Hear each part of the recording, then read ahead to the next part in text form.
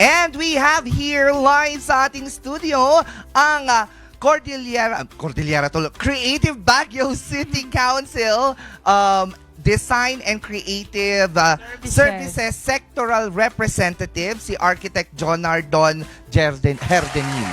Yes, hello. Good morning everyone sa lahat ng mga viewers natin. Magandang umaga. Magandang umaga. Siyempre kasama din natin ang Fashion Designers Alliance Cordillera Chapter Regional Director at CBCC and DNC Sectoral Alternate Representative. Walang iba kundi ang napakagaling nating fashion designer na si Julian Paran. Good morning po. Welcome back to your home. Ay nako, eto pag-usapan nga natin itong Creative Baguio City Council. Kailan ba ito nabuo? Paano siya nabuo? At ano yung inspirasyon sa pagkakabuo nito? So, ang CBCC or yung Creative Baguio City Council is under the office of the City Mayor. And nabuo siya nung as early as 2021. The Creative Baguio City Council was formed under the office of the City Mayor under City Ordinance. Ngayon, it's a policy making body or an organization or basically a council na nagbibigay ng advice, creating a focus now on the creative industries, especially dito sa Baguio, given that Baguio is a recognized UN creative city or a member of the UCCN. Maganda nga itong nabuong ito, JR. Yes naman, kasi napakaganda nga dahil nga tayo ay UNESCO Creative City. Maganda na may mga taong nagra-rally behind sa pagsulong ng creative spaces, pagiging creative city natin. Pero sir, gaano ba kahalaga or gaano ba kahirap to rally creative spaces knowing na dito nga sa Baguio talagang limited, talamak. Oo, kumbaga parang talamak pero konti na lang yung spaces natin. Alright, so I think meron sasabihin si Julian na about dun sa, meron kasi tayong focus, no? Or sabihin na natin yung tinatawag natin mga sectors under this council na talagang nakatutok sa each creative expression na na-identify natin. kasi we have 9 sectors under CBCC. So, isa dyan yung crafts. So, doon tayo na-recognize kasi as a creative city for crafts and folk arts, and 8 years na yon. And another sector is audiovisual and interactive media, cultural and natural heritage, performance and celebration, visual arts, book and press, digital arts, and syempre yung emerging industries natin like gastronomy, yan. Ganyan. Tapos yung 9th is yung syempre design and creatives, which is our sector. So yung to answer the question siguro about how do we see now Baguio City given that limited nga daw yung creative spaces. You know, Baguio City is very equipped, no, with not only yung sa infrastructure but also we are a nest or a melting pot of not only sa other geniuses or minds but also yung mga creative expressions natin. And siguro yun yung isa sa mga challenge, no? Sinasabi nila na limited ang creative spaces, but when we try to look at on a minute level or micro level, okay, I belong here. Pwedeng hindi ka rin, it also transcends the boundaries. Pwede kang painter, pwede ka rin, for example, ako architect ako, but also I do involve myself with fashion. So, meron tayong transcendence kumbaga ng boundaries. At yun yung maganda Yes. JR, kasi per sector itong CBCC. So natututukan talaga per sector. Correct, Talagang correct. may lugar ka. May- Madam Bea, kung gusto mong magluto-luto, dun ka sa gastro. Gastro. Correct. Pag mahilig ka naman sa arts and crafts, dun sa crafts section ka naman or sector ka, Pag nasa diba? media ka, nandun ka sa press. O, di ba maganda kasi may representation lahat. Diba? Oo. Hindi, walang no one's left behind. Correct. Sabi nga nila. Pero eto, balita ko dito sa Designs and Creative Services natin, meron tayong pinaghahandaan itong Ibag-iw 2024. Yes. So, ang opening ng Ibag-iw is sa November 8 na po. And meron kaming mga activities under Ibag-iw. So, hawak po namin yung yung sa Creative Sundays natin. So, yun yung pop-up fashion activities natin ng 3 Sundays po. Buong November yan. Buong November. Nung nakaraan, di ba? Nag-umpisa na. Oo. Meron tayong since this is already the 7th staging of the Baguio Creative Festival, this year kasi meron tayong focus now towards or let's say highlighting the children, given that we are also celebrating the National Children's Month, no? So kung mapapansin natin yung title from Ibag-iw Creative Festival, meron tayong slogan na inquisitive, disruptive, and creative. Inquisitive given that we look at the curiosity, especially with the children. Disruptive, now we are challenging the norms. Kumbaga, kung ano yung alam na natin, ano pa yung mga pwede pa nating maipush.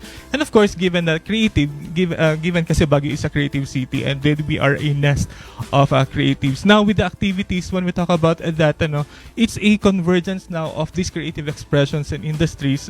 Meron na tayong soft launching ng Creative Sundays last November 3. But this November 10, marami tayong gagawin. No, sa Session Road, sa Perfecto and Carante Street, nabanggit na rin ni Miss Julian kanina.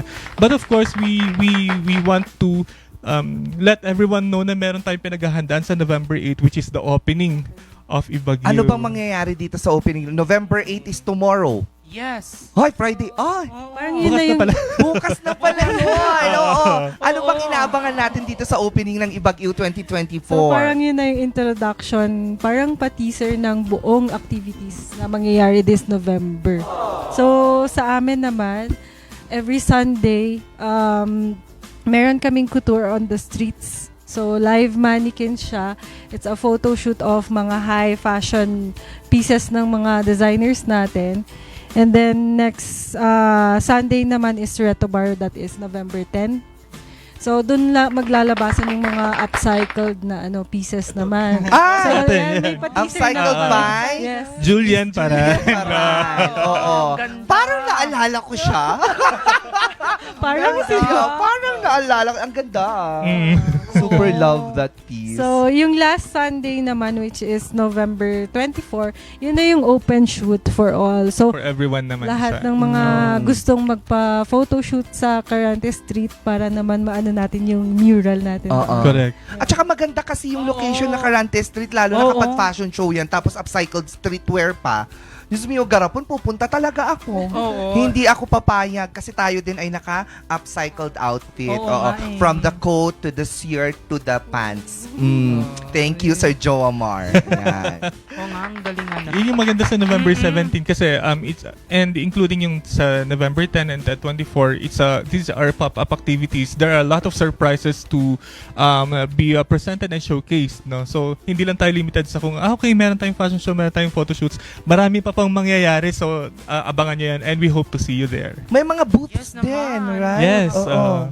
So nandun lahat yung mga sectoral ng designs and creatives. Pati pagkain. Yes Oo, po. And yung mga pagkain, crafts din po crafts. natin Ah, and I gastronomy. see. So buong CBCC na yan Yes siya, po. lahat Yes, ng po, sector. meron Ay, nakakatuwa. Parang exciting. Oo. Every Sunday ito, starting this November 10. Yes. Oo, tsaka parang may workshop na din, kasi pwede mong maaral din doon, no? Speaking of workshops, meron din tayo mga other activities aside from the Creative Sundays. Meron tayong mga activities and competitions also which are happening in various places and venues here in the city of Baguio. And siguro for the stretch of activities, including our workshop, we have our workshop also on the 23rd sa Baguio City Library, which is the Creative Futures. It's a Discovering Arts and Design workshop wherein kami naman bilang mga creatives and professionals, we immerse ourselves, we let the children know about what we do, and through the workshop, magpapadrawing kami, ganyan. We are able to influence also kung ano yung mga gusto nilang gawin in the future as their ambitions, Gusto sabi na nilang natin. career. Yeah. Correct. Yes. Oo. Sir, kanina nabanggit nyo na talagang malawak yung sector natin. And sa ngayon kasi may mga batas tayong naipasa na at existing na. But do we think na sapat itong mga batas ito to protect yung creative, yung mga nagtatrabaho sa creative spaces, sectors, oo. creative sectors and all that po? Siguro on the legal side of it, uy, baka sabihin nila, lawyer tayo. Earlier, we celebrated the Philippine Creative Industries Month last October, and through the Fiesta Haraya na nangyari last in one of our venues here in Baguio.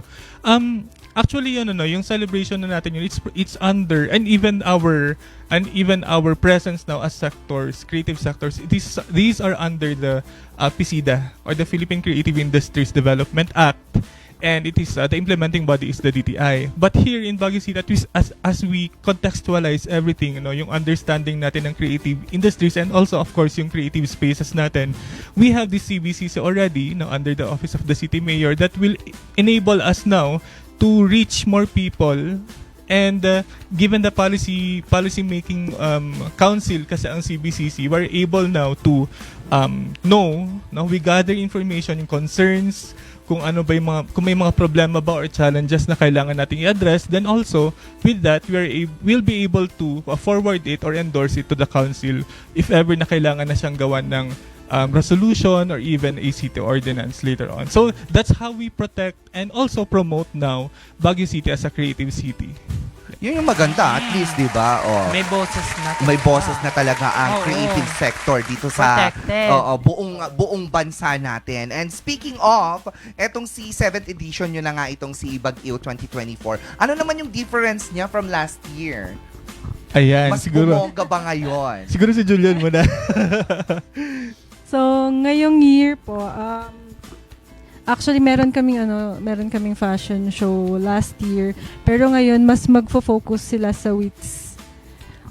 So it's included din sa under Ibag-iw. Actually, it's an extension of the celebration of the Ibag-iw Creative Festivals, yung World Ikat Textile Symposium, which will happen on the first week of December. So, yan, sige. Ayun, so Gusto ko. i-welcome naman natin yung people outside Baguio. So may mga magpapakita ng mga products and mga crafts nila. Syempre specifically mga ikat sa world. World Ikat Textile Symposium. Ikat No? Textile And apart from that, something new, apart from what we already had in the previous festivals, is that, especially now, nabagit na natin yung sa slogan natin, which is inquisitive, disruptive, and creative. What we are looking forward to is how do we blend now these creative expressions in one celebration talaga. For example, sa opening, sabi nila kasi, okay, something that we can look forward to is how do we integrate now a technology. Siguro, ito na yung maraming LED walls ngayon or merong mga animations na i-integrate given na meron tayong specific sector for that, which is the digital arts. Ang galing, no? Kasi ito nga, si CBCC, sabi ko nga, hindi lang siya entertainment. It's also a learning avenue for people to get to know the textiles din ng Cordillera para hindi magkalituan. How to use them properly. Diba? Yes, kasi correct. Identification of these textiles at saka sabi ko nga kanina yung pag-iingat sa mga dapat yung paraan ng paggamit ng mga diba? Yun, meron tayong specific sector or sectors now who are able to study and even protect and promote against negative cultural appropriation, and of course elevate now how do we understand textiles, how do we understand crafts, and even, basically in general, yung creative expressions natin. Tunay ngang Noy-Pi ka nga. Oo, diba? Dahil dito. Baka nais naman po nating imbitahan ang ating mga manonood na puntahan at maging parte nitong Ibag-iw 2024. Ayan po. So, ini-invite po namin kayong pumunta po sa activities ng Ibag-iw 2024. Especially sa opening po, tomorrow na. tomorrow na pala. Yan. Tomorrow po sa Convention Center. Yan. Anong oras yun siya? 5 p.m. po. And for the rest of the lineup of the activities and events happening under the Ibag-iw Creative Festival, you may visit our Facebook page. No? You can just simply type in Ibag-iw Baguio Creative Festival. Nandun na po lahat ng mga information and details na kailangan natin malaman. And of course, you have to prepare yourselves as well and consider yourself as a creative. Kasi lahat-lahat tayo, meron tayo maiaambag sa pagiging creative ng Baguio City. At balita ko, dito sa opening, kailangan merong tema yan. Oo. Yan na.